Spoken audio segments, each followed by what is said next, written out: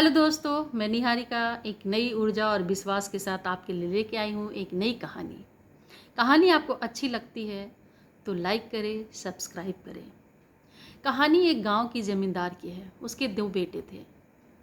एक बेटा पढ़ने में बहुत ही होशियार था और बुद्धिमान था। दूसरे बेटे को पढ़ाई लिखाई में मन नहीं लगता था। और कुछ समय के बाद बड़ा बेटा शहर चला जाता है, वहीं नौकरी करने लगता है। और ज़मींदार अपने छोटे बेटे को बहुत प्यार करता है। वो जो बोलता है उसकी सारी बातों को मानता है। उसे लगता है कि ये हमारे साथ ही रहेगा और जितनी संपत्ति है सारा मैं उसको दूंगा, और उसी के भरोसे अपना जीवन जीना चाहता है। और बड़े बेटे को बिल्कुल ही नज़रअंदाज करने लगता है। उसे लगता है कि अब ये शहर चला गया, अब ये नहीं आएगा। छोटा बेटा ही है जो मेरे बुढ़ापे का सहारा है। समय बीतता जाता है और वो बुजुर्ग हो चला होता है। ज़मींदार के पास पैसे तो बहुत थी, लेकिन वो आले दर्जे का कंजूस था। एक पैसा खर्च नहीं करना चाहता था। ना तो एक पैसा अपने पे खर्च करता था और ना ही वो किसी और पे करता था। वो सारा पैसा बचा के बस अपने बच्चे के लिए ही रखना चाहता था कि वो उसे उसके काम आएगा। तो धीरे धीरे बुजुर्ग होने के साथ उसकी आँखें की रोशनी और पैरों में पैर के घुटनों में भी दर्द रहने लगा था। तो डॉक्टर आते हैं और बोलते हैं कि आपके आँखों का ऑपरेशन करना होगा, अच्छे से इलाज कराना होगा और घुटने का भी ऑपरेशन करना होगा। डॉक्टर जब सलाह देते हैं तो उसे लगता है डॉक्टर ऐसे ही मुझे बेवकूफ़ बना रहा है। कहाँ फालतू के डॉक्टर का इलाज कराने में इतने सारे पैसे खर्च हो जाएंगे। यही पैसे रहेंगे तो हमारा बेटा का काम आएगा, और फिर बेटे बहू पोता पोती तो है ही हमारे पास। वही मेरे हाथ पैर आँख सब कुछ हैं।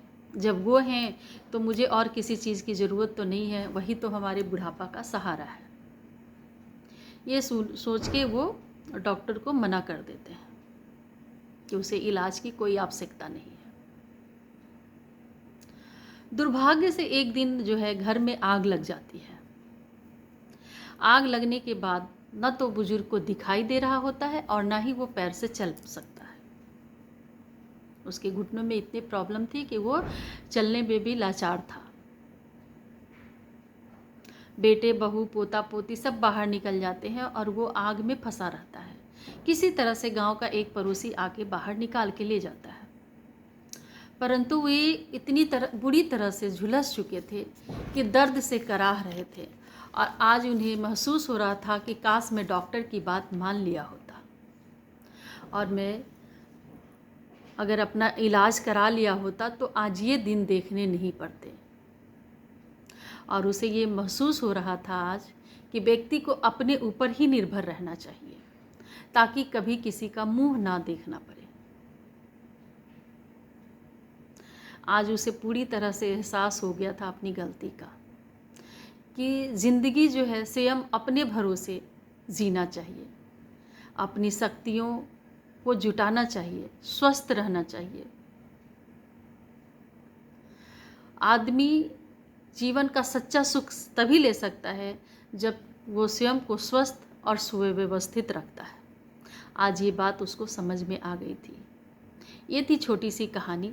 कहानी आपको कैसी लगी अपना राय ज़रूर दीजिएगा।